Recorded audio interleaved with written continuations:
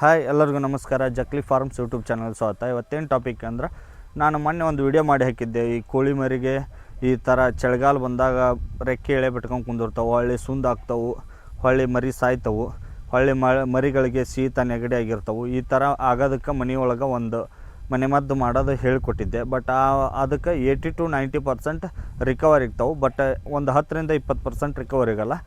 ಆ ಥರ ಉಳಿದಿದ್ದು ಮರಿಗೆ ಯಾವ ಥರ ರಿಕವರಿ ಮಾಡೋದು ಅನ್ನೋದು ಈ ವಿಡಿಯೋದಾಗ ತಿಳಿಸ್ಕೊಡ್ತೀನಿ. ದಯವಿಟ್ಟು ಯಾರು ವಿಡಿಯೋ ಸ್ಕಿಪ್ ಮಾಡೋಕ್ಕೆ ಹೋಗಬೇಡಿ. ಹಾಗೆ ನಮ್ಮ Jakli farms YouTube channel subscribe ಮಾಡಿ. ಫಸ್ಟ್ ನೀವು ಈ ಚಳಿಗಾಲಕ್ಕೆ ಮರಿ ಸುಂದಾಗೋದು, ಹೊಳ್ಳಿ ಮರಿ ರೆಕ್ಕೆ ಎಳೆ ಬಿಟ್ಕೊಂಡು ಕುಂದಿರ್ತಾವೆ, ಹೊಳ್ಳಿ ಮರಿಗಳಿಗೆ ನೆಗಡಿ ಕಫ ಈ ಥರ ಆಗುತ್ತಲ್ಲ, ಈ ಥರ ಫಸ್ಟ್ ನೀವು ಆದಾಗ ಅಬ್ಸರ್ವೇಷನ್ ಮಾಡ್ಕೊತ ಇರಬೇಕು. ಫಸ್ಟ್ ಈ ಥರ ಮರಿಗೆ ಆದವು ಅಂದ್ರೆ ಫಸ್ಟ್ ನೀವು ಡಿಕಾಷನ್ ಮಾಡಿ ಹಾಕಿರಿ. ಅದಕ್ಕೆ 80 to 90% ರಿಕವರಿ ಆಗ್ತಾವೆ. ಬಟ್ ಇನ್ನು 10-20% ರಿಕವರಿ ಆಗೋಲ್ಲ. ಸುಂದಿದ್ದ ಮರಿನ ಸಪ್ರೇಟ್ ಮಾಡ್ಬೇಕಾಗತ್ತೆ. ಸಪ್ರೇಟ್ ಯಾಕೆ ಮಾಡಬೇಕು ಅಂದ್ರೆ, ನೀವು ಈಗ ನಿಮ್ಮದು ಕೋಳಿ ಫಾರ್ಮ್ ಒಳಗೆ ಜಾಸ್ತಿ ಕೋಳಿ ಸಾಕಿರ್ತೀರಿ, ಒಂದು 100, 200 ಈ ಥರ 50 ಸಾಕಿರ್ತೀರಿ.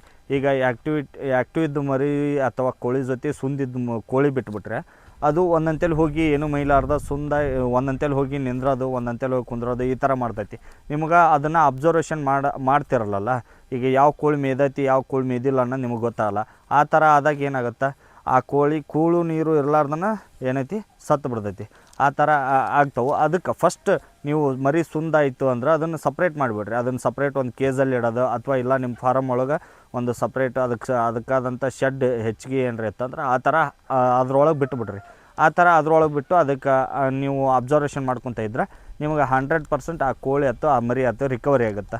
ಈಗ ಫಸ್ಟು ಒಂದೇಕ ಬರತ್ಲೆ ಏನು ಸಾಯ್ತವನು ಮರಿ ಅಂತಂದು ಕೇಳ್ಬೋದು. ಆ ಥರ ಯಾವ ಮರಿನೂ ಸಾಯಲ್ಲ. ಬಟ್ ಈ ಕೋಳಿ ಆಗಲಿ ಮರಿ ಆಗಲಿ ಫಸ್ಟ್ ಯಾವುದೇ ಡಿಸೀಸ್ ಬಂದೈತೆ ಅಂದರೂ 1 ರಿಂದ 2 ದಿನ ಕೋಳಿ ಮರಿ ಯಾವುದೇ ರೀತಿ ಸಾಯೋದಿಲ್ಲ. 1 ರಿಂದ 2 ದಿನ ತಡೀತೈತಿ. ಅವಾಗ ನೀವೇನು ಮಾಡಬೇಕು, ಇದು ಟೆಟ್ರಾಸೈಕ್ಲಿನ್ ಅಂತಂದು ಈ ಪುಡಿ ಬರ್ತಾ ಒನ್ನೇಕ. ಈ ಟೆಟ್ರಾಸೈಕ್ಲಿನನ್ನು ಪುಡಿ ಏನು ಮಾಡ್ತೈತಿ ಅಂದ್ರೆ, ಮರಿ ಸುಂದಿದ್ರಲ್ಲಿ ಅಥವಾ ಕಫ ನೆಗಡಿ ಈ ಥರ ಇತ್ತಂದ್ರೆ ಇದ್ರೆಲ್ಲ ರಿಕವರಿ ಆಗುತ್ತೆ. ಇನ್ನೊಂದು ಇದು ORS ಪುಡಿ. ಇದು ORS ಪುಡಿ ನೀವು ಮೆಡಿಕಲ್ ಶಾಪ್ ಒಳಗೂ ಸಿಗುತ್ತೆ, ಇಲ್ಲಾಂದ್ರೆ ನಿಮ್ಮಂತಲೇ ನಿಮ್ಮ ಊರಾಗ ಸರ್ಕಾರಿ ದವಾಖಾನೆ ಒಳಗೆ ORS ಪುಡಿ ಸಿಗುತ್ತೆ.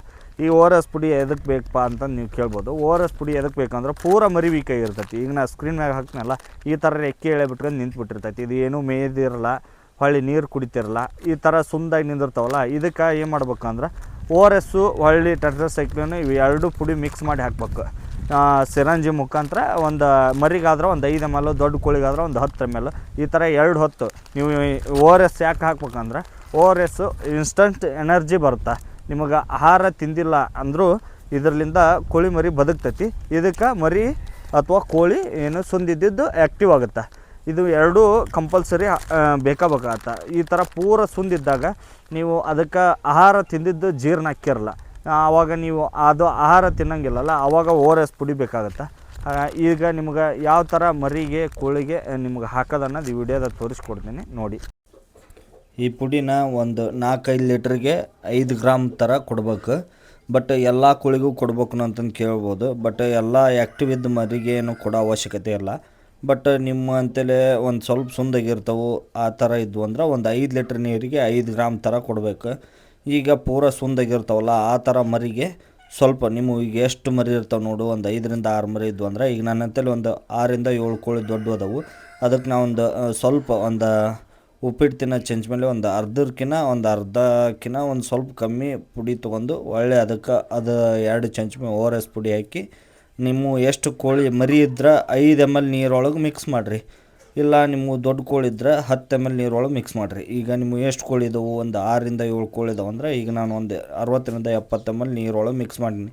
ಇದು ನಾನು ನೋಡಕತ್ತಿರಲ್ಲ, ಅದು ಶೆಡ್ ಬಂದು ನಂದು ಆರಾಮಿರ್ಲಾರ್ದು ಕೋಳಿ ಹಾಕ್ಬೇಕಂತಂದು ಈ ಶೆಡ್ ಕುಲ್ಲ ಮಾಡೀವಿ ನಾವು. ಈ ಶೆಡ್ ಒಳಗೆ ನಾನು ಈ ಥರ ಸುಂದಾಗಿರ್ತಾವಲ್ಲ ಕೋಳಿ ಮರಿ ಅದನ್ನು ಇದ್ರೊಳಗೆ ಹಾಕಿಬಿಟ್ಟಿರ್ತೀನಿ. ಅಬ್ಸರ್ವೇಷನ್ ಮಾಡ್ಬೇಕು. ಫಸ್ಟ್ ನೀವು ಕೋಳಿ ಆಯ್ತು ಹುಂಜ ಆಯ್ತು ನೋಡ್ಕೊತ ಇರ್ಬೇಕು, ಅಂದ್ರೆ ನಿಮಗೆ ಗೊತ್ತಾಗುತ್ತೆ ಯಾವ್ದು ಸುಂದೈತಿ ಯಾವುದಿಲ್ಲ. ಆ ಥರ ಇದ್ದಿದ್ದು ಸಪ್ರೇಟ್ ಮಾಡಿ, ಆಮೇಲೆ ದೊಡ್ಡ ಕೋಳಿ ಇದ್ರೆ 10 ml ಬಾಯಿ ಒಳಗೆ ಹಾಕ್ಬೇಕು.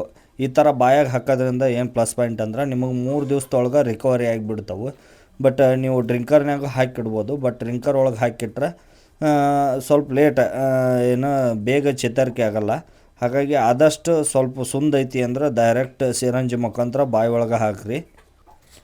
ಇವನ್ನ ಹಾಕ್ಬೇಕಾದ್ರೆ ಯಾರೂ ದೊಡ್ಡ ಸಿರಂಜಿ ತೊಗೊಳಕ್ಕೆ ಹೋಗ್ಬಿಡ್ರಿ. ಸಣ್ಣ ಸಿರಂಜಿ 5 ml ಸಣ್ಣ ಸಿರಂಜಿ ಆದಷ್ಟು ಸಣ್ಣ ಸಿರಂಜಿನ ಉಪಯೋಗಿಸಿ.